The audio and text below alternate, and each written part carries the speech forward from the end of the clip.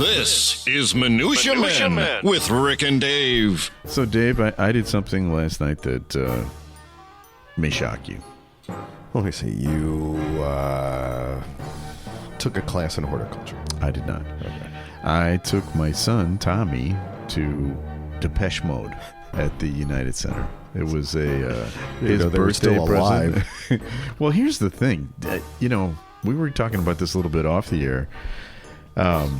Depeche Mode sold out the United Center. That's pretty amazing. It was, 18,000? Yeah. I don't think the Who sold out. I was going to say the Who didn't sell out the United Center. They're huge. Yeah. They're huge. And you know what? It was a great show. Very, techno pop, but they had some rockin' songs too. But here's the story I wanted to tell you. There's a couple of songs where they bring out a bass guitarist. Okay. All right. Paul McCartney? No, I think one of the four guys plays bass, but they usually don't use the bass guitar in their songs. Yeah. And the couple of songs that they did, the whole United Center was just like throbbing with bass. Yeah. And I felt the reverberations of the metal pins in my arm. For real. So I felt them like... That's how much bass there was at the show. Wait, was it night. painful? No, it was kind of... Kind of a little stimulating a little there? tingly. Really? It was a little tingly. Yes. Just like when you are about to do a podcast. You get a little tingly, right? Yeah. How are the pins now in your arm right before we do our show? A little tingly. Because we're about to do Minutia Men. The following is a Tony Lasano podcast, an Opie production on the Radio Misfits Podcast Network. This is Minutia Men with Rick and Dave. Kind of an unrelated, not that that's surprising. When we dropped off Lila in Champaign for her first, the crying one. Yeah. The whatever, August of 20, whatever it was. We never had that. And there was a guy, there was like a SUV behind us while we were, you know how you pull the car up in front of the door and whatever. This dude it was like Spinal Tappy 11 of this song that was just this bass, right? And I remember getting to I'm like, I'm gonna throw up. I mean, it was I mean, I've got a very you're very old. I have a delicate constitution. I will say this crowd was a little older, at least in my section. Everybody was. Well, when were they huge? In the 80s? Yeah, but the thing is about this band... I don't remember them ever really being huge. They were never huge. They were never... Like, they didn't get played on the radio a lot. Just a couple of their songs got played on the radio. But they're like the Grateful Dead of technopop. They have these fans that travel around, and they sell out these huge auditoriums. They sold out the Hollywood Bowl. Wow. Depeche Mode. I don't think I can name you two songs. Well, I can now. Yeah. Was it a male, female? Was it a That was pretty even. Yeah. It's pretty even. And, it was fun watching the people like our age. Guys that, like it'd be, a guy you'd sit next to at the Little League game. And get up and just start dancing. Yeah. Just like, was it? I just can't get enough. I just can't get enough. Was it bad middle-aged white guy dancing? Oh, yeah. Oh, yeah. With people doing the thing with their lips? Yeah. Hey, you know what? The other thing was, at one point, the singer, Dave something or other, started waving his hands back and forth over his head. Yeah. Did he pull a hamstring? No. Well, you can't do that. I can't do that. That was rude. You're flaunting it in front of you. I can't lift my arm that high. Well, when I saw Paul McCartney in New York, was the last year, that dude, what is he, 80? Yeah. Yeah, because it was like 2 days before his birthday. We sang happy birthday to him. He was up for 3 hours. I know. Standing. I know. I'm like, I can't sit for 3 hours without being not in just standing, like dancing and moving across the stage. Going on and, the scaffolding thing and whatever. So, I don't know. Well, I'm getting tired just thinking about this, so we should probably get going. We got a big show today. Rick, this first story, this is kind of a publishy story. It's like a literary story, kind of. And we are publishers. Yeah. Oh, my God. I mean, aren't you in the Chicago Literary Hall of Fame board? Member. I don't like to brag. And I'm a board member at the Chicago Writers Association. Let me ask you a question, Yeah. and I know that no one's listening Right. here. How many times are you at like a board meeting and they start talking about an author that everybody else seems to know who they are and you have no idea who they are? Every meeting. I Every Google meeting. all the time when they start at the Chicago Literary Hall of Fame board meeting. It's like, oh, Jackie Makugi. I'm like, what? Yeah. I loved her book on blah, blah, blah. Is that out in paperback now? Well, speaking of books, this is a headline out of Venice, California. It never ends. Meet the book club that spent 28 years reading Finnegan's Wake. Oh, God. James Joyce's Finnegan. For a quarter century, Jerry Fialka, an experimental filmmaker from Venice, California, has hosted a book club devoted to a single text, James Joyce's Finnegan's Wake, one of the most famously difficult texts in literary history. Have you ever read it? No. Stupid question. Starting in 1990. Have you? I have. No way. I have. Really? I took a literature course in college. Did you understand any of it? No. Yeah. No. Well, starting in 1995, between 10 and 30 people would show up to a monthly meeting at a local library. At first, they read 2 pages a month, eventually slowing to just 1 page because it just became too hard. At that pace, the group, which now meets on Zoom, reached the final page in October. It took them 28 years to get through. Can I pose a controversial opinion? Yeah. Okay. Why? If you are so difficult to read that it takes a group of people 30 years to make it through your book, is it possible you're really not a literary genius? Or you are the greatest scam artist and the greatest troller ever in the history of the world, right? So they spent, like I said, the California reading group spent longer than reading Finnegan's Wake than it took Joyce to write it. So it's 628 pages. And it seems like 7,000. It took him 17 years to complete, including a 4-year stretch when he's like, I don't want to do this. And then he goes back and does. Fialka, who started the group in his early 40s, who's now 70, this is what he said after he got done with the book. He goes, I don't want to lie. It wasn't like I saw God. It wasn't really that big of a deal. So there you go. Right? Wow. So I went on Goodreads and I thought I'd share some reviews Of Finnegan's Wake? of Finnegan's Wake. Okay. This is from Sean Bars, who has 1,120 reviews and 45,000 followers, so not too shabby. Yeah. Sean Bars. Here's his review. I take no shame in admitting that I cannot read this book. I was defeated after 3 paragraphs. For example, here is a typical passage, and I had never read. Yeah. So this is an actual passage from the book. What clashes here of wills Jen wants, Asti gods, gag and fishy gods, bricky, kicky, bricky, cricky, claxy, clocky, cloaky, uni, oo, where the Bandleberries partisans are still out to Mathmaster Melkus, Migraines, and the Vahushians. And green clovers. Right. I could read a Lucky Charms box. I can't even decipher what the hell this means. Right? Yeah. Here's another review that I think is great. This is from Freddie. Anyone who says he likes this is a complete LARPer and is fake as a Chappaquiddick neck brace. In a way, this book is valuable. If someone says they like it, take one of those fancy Black & Decker nail guns and point it at their genitals. You'll do a mankind a favor. Rotten hell, you Irish piece of shit. The good news? You want to know the good news? Yeah. The Kindle version's 99 cents. Oh, so hey. everybody just go out there. What a deal. The value. I mean, it's 99 cents for 28 years of entertainment. I have read 3 James Joyce books. Ulysses, A Portrait of the Artist as a Young Man, and Finnegan's Wake. And I disliked all 3 of them. Yeah. But, you know. So this was for a class that Yeah. The whole class was Irish literature.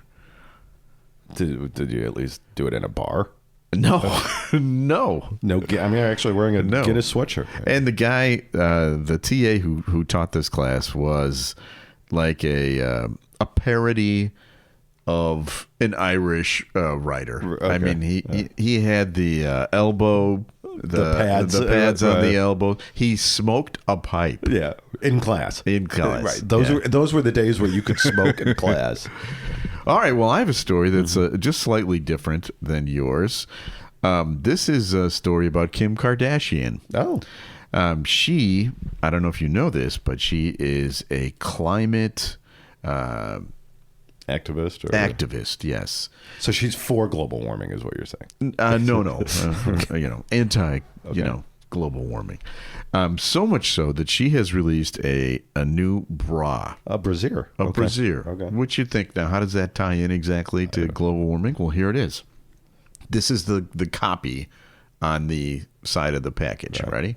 The Earth's temperature is getting hotter and hotter. The sea levels are rising. The ice sheets are shrinking. And I'm not a scientist, but I do believe everyone can use their skill set to do their part. That's why I'm introducing a brand new bra with a built-in nipple. So no matter how hot it is, you'll always look cold. Some days are hard. I see what's going on here. Okay. Some days are hard, but these nipples are harder. And unlike icebergs, these aren't going anywhere. Wow. Now, that is as a marketing professor, I think genius. Now, I think the name of this thing, it's called the Ultimate Nipple Bra. Okay. Is a little too on the nose. Okay. Luckily, I got my hands on the brainstorming session where they were trying to come up with a name. Okay, you did you? Yes, okay. I did. How'd you do that? That's I know people. I'm in show business. So they sent it to me in list form. Would you like to hear the discarded names? Sure. All right. Here we go. Nubbin. Okay. Purple Nurple. Sensitive Chest Raisin. Niplash. Walrus. Mamaroni. Nuns. Cuddle Nugs. Chest Pepperoni. Puffy. Whoberry. Guggenheim. Cherry Tower. Dinner Plates. Fried Eggs. The Niebler. Nipsicle. Powdered Donut. Chinese Hat. Binky. Monkey Toe, Harriolas, Sombreros, Aunt Mary's Goat, Midget Pinkies. Aunt Mary's Goat? Hey, it's on the list. The Old Hucklebuck, Montana Brow Caps, Canadian Ham, Bologna Cannons, and Polish Casserole. Those were all considered. Really? So you didn't happen to possibly search weird names for nipples? What? No. What was the Guggenheim? Guggenheim. I don't understand. The Guggenheim bra. Hey, we got a review. Okay. Unframe of Mind writes on Apple Podcasts. Rick and Dave really bring attention to topics that you should be paying attention to. like Ulysses and nipples. As well as tangents that nobody would ever care about. But somehow you do care about them. Okay. There you go. With a semicolon, or not a semicolon, a colon and a D. That's like a smile, right? What's the... Yeah, I think so. Semicolon. Yeah. Okay, smile. So thank you, Unframe of Mind. Unframe of Mind? Unframe of Mind. All right. You can rate us. I don't know if people know this. And I think the only rating you're allowed to give is 5 stars. I think that's how they work it on the sites. Yeah. Give us 5 stars. Go to any of the podcast centers. We are literally on every podcast. All of them. Yes. You can also go to opishows.com, which is hippo backwards. Easy to remember. That's right. And you can find our other show, which is called Minutia Men Celebrity Interview. Right. And sometimes we feature that in this feature, which we call Studio Walls. Time now for Studio Walls. And the words of the prophets were written on the studio walls. Rick and Dave. So if you remember last week's show, Dave, you mentioned to me that your daughter was in Sister Act. She was Mother Superior. Right. And it's great. I mean, she was fantastic. And Glenn Slater, our buddy, wrote the lyrics. Yeah. And also this week in 2010, the movie Tangled was released. And he talked about Mandy Moore. Isn't that who? Yeah. And he wrote all the lyrics to that. And actually, I thought my favorite part of this interview was when we got into the nitty-gritty discussion of how to do lyrics. Dorked out with... I totally dorked out. Because he knew a lot about your parody work. Yeah, well, maybe he didn't at the beginning of the interview, but I'm sure by the end of the interview, he was Googling me. Or Guggenheiming hate you. Aunt Mary's goat. I really don't get most of those, I'll be honest with you. So let's play a little clip of Glenn Slater and I, and Dave, you hopped in this too, talking about... Yeah, you know, I've noticed that all these excerpts that you play, I'm like never, it's always you. Well, you know. You're in charge of the board. What the hell? What are you going to do? Here it is. Dave and I've written lyrics before. You know, we wrote a stage musical, which was actually a parody because we're comedy writers. To West Side Story, we wrote a rumble between the Cubs fans and White Sox fans here in Chicago. Hold on, let me look at my Tony and my. Where's the Tony for this? But also, I was a writer for a radio morning show, and so I wrote, parody lyrics all the time. So I want to get to talk to you. I've never talked to a professional lyricist before, so I have some questions for you. And one is, words obviously very important. You can't squeeze in too many. You have to hit the big message on the right notes. You have to have important words that are not swallowed up in notes that are difficult to hit and therefore understand. You have to understand the words. There's so many things that go into being a lyricist that the layman doesn't think about. What to you is the biggest challenge of writing lyrics? Oh, that's a great question. The process that you just described is very much what it is. It's not like writing a short story, and it's not like writing poetry where you just sort of flow with what you're thinking and feeling. It really is in some ways almost more like doing a mosaic. And particularly for me, again, I work with two of the greatest melody writers ever. And unlike a lot of people in this industry, we generally do music first. Right. Both of them are very good at sort of reading through a scene, understanding what the emotional story is that they want to tell, and translating that into a melody. And then I'm given that melody, and I have to sort of figure out, all right, how do I put the words on here that then shape that melody into the specifics and push the narrative and capture the characters and do all that sort of stuff. And so it is almost like going syllable by syllable, note by note, dropping things on and seeing what sounds right, what sings well, what gets the point across. Wow, that is cool. I think the hardest part is being able to sort of focus simultaneously on that micro and the macro. Because while I have to make sure, yes, I'm not, the last note is not an E sound because that's really hard to hold. Or making sure that I'm not putting consonants together, like ending a word with a K and then starting the next one with a K, because those Ks get swallowed together and you can't understand what the two words are. So a lot of thinking on that micro level, but then also I have to think about what is the title? How does that fit in with the other songs? How does that fit in with the overall theme of the story?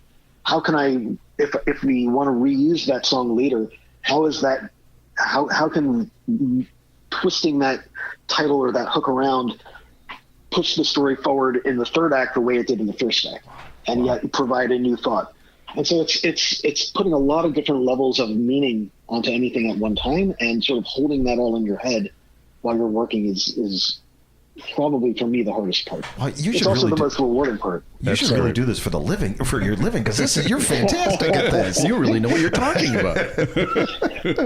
Yeah, I mean, everybody does it differently. I mean, for me, it feels like I'm constantly trying to squeeze my square head into a round hole. Yeah, I'm sure for other people it comes easier, but it's definitely it's holding a lot at one time and just trying to keep your balance. Wow, that's great.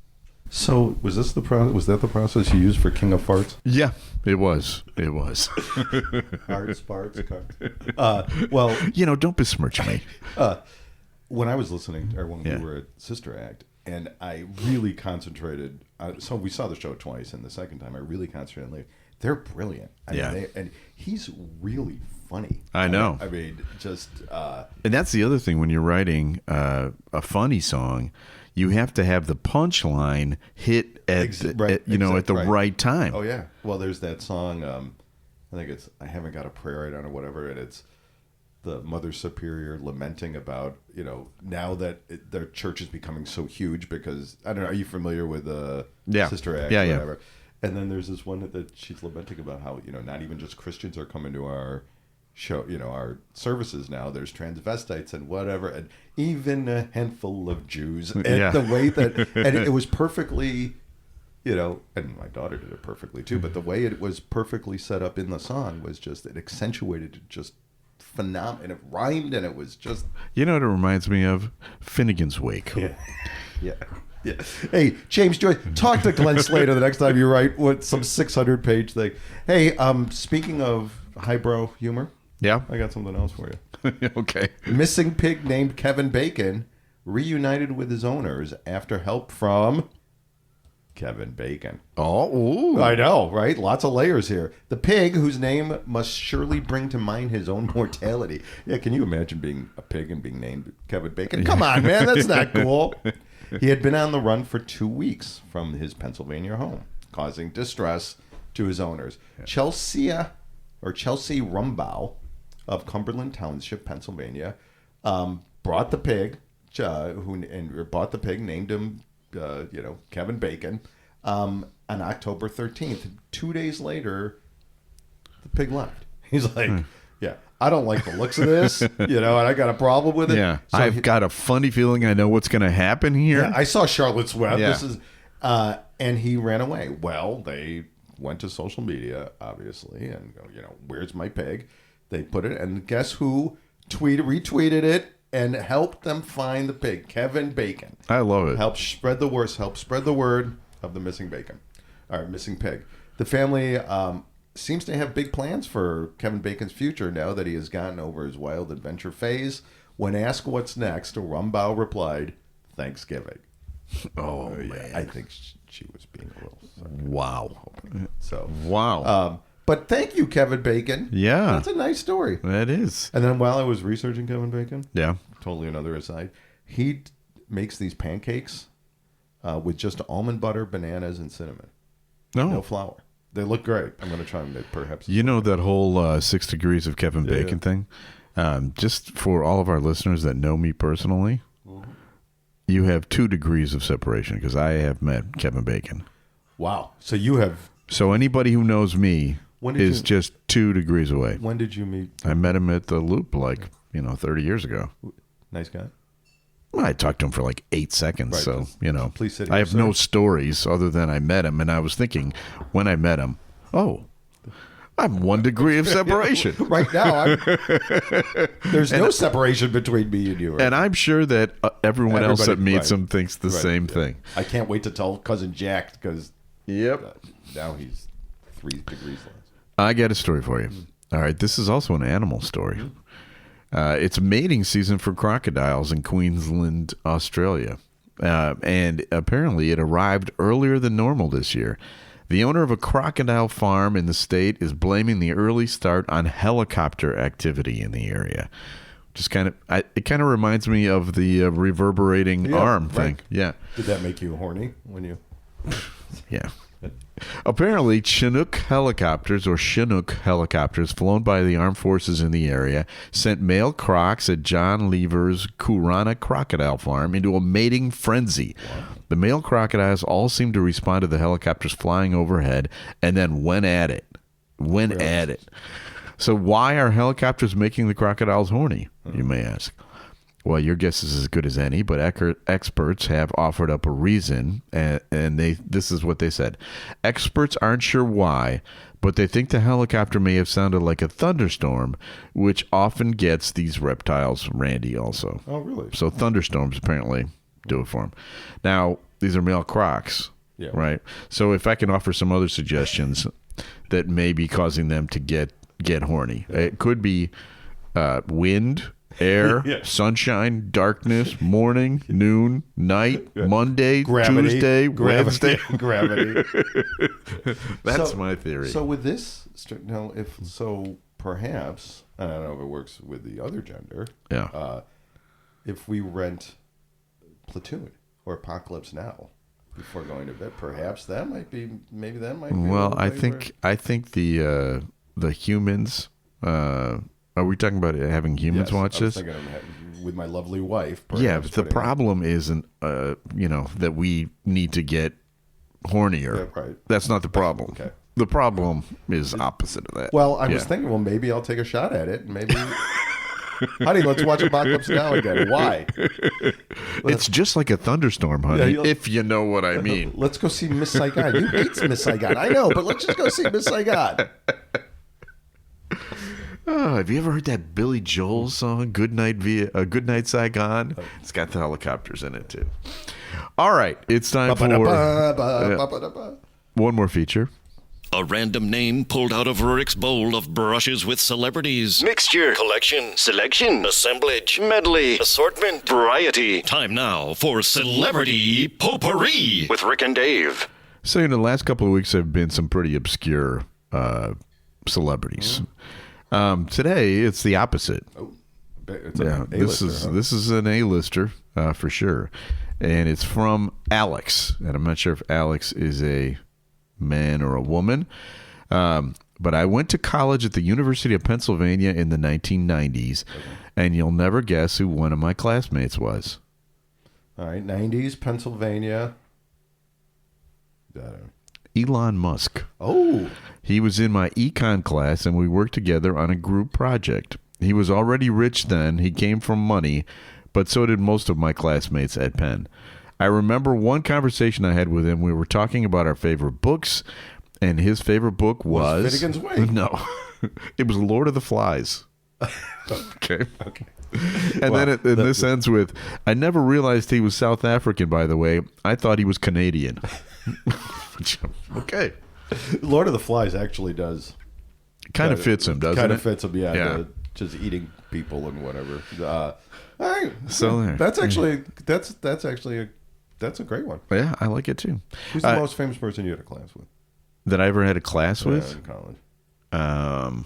Jeez. Nobody. I think, I had Nick Anderson. Oh. Oh, no, maybe not even. Yeah, I don't think so. Yeah. I had nobody. Yeah, I don't think there's... All right. So if you want to send us your celebrity brushes, please do. You can send it to us via email through our Twitter page. By the way, I was on our Twitter page the other day. You know that you've posted 5 times this year. Yeah. I Right. lost the It is. It's November. I lost the pass. Oh, did you? Allegedly. You can still reach us through that. Yeah. We're also on. Elon Musk, is Twitter even around anymore? Yeah, that's a good point. That's a good point. Not Canadian.